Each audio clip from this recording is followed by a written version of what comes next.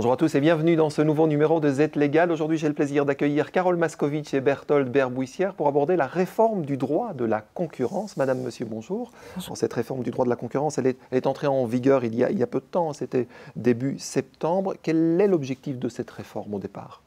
Alors, l'objectif est de renforcer la concurrence en Belgique en améliorant le fonctionnement de l'autorité de la concurrence.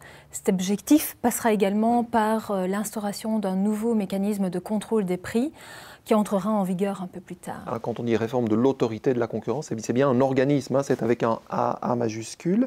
Comment est-ce qu'on a prévu d'améliorer le fonctionnement de cette autorité-là ?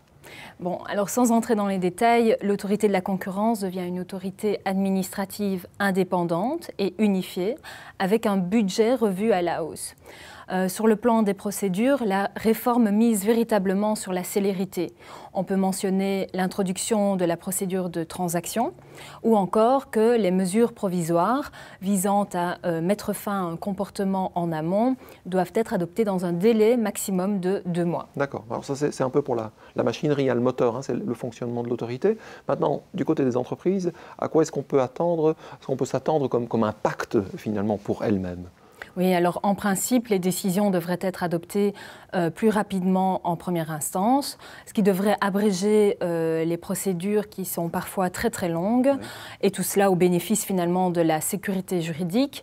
L'impact sur la réputation des entreprises devrait également être minimisé.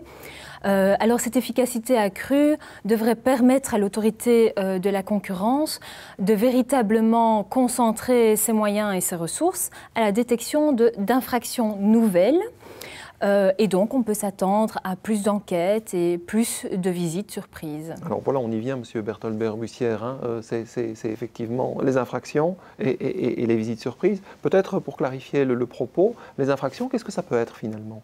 Les infractions classiques, c'est les ententes sur les prix, les concurrents qui se mettent d'accord que le produit X doit coûter au moins 4 € partout.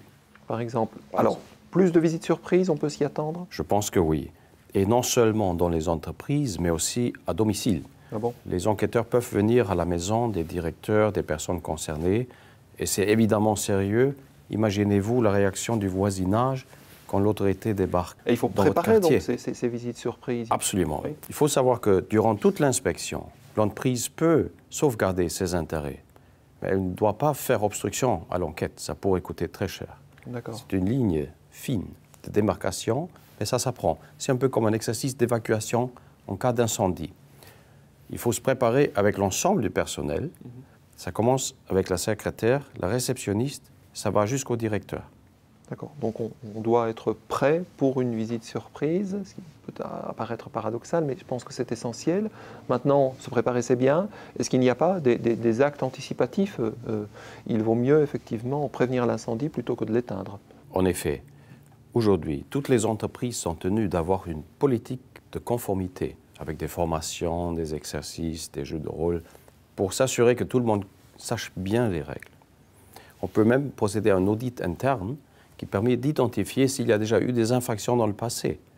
Alors si jamais on en trouve, on a la possibilité de s'auto-dénoncer, et même si on est les premiers à porter une infraction à la connaissance de l'autorité, d'obtenir une immunité de toute amende.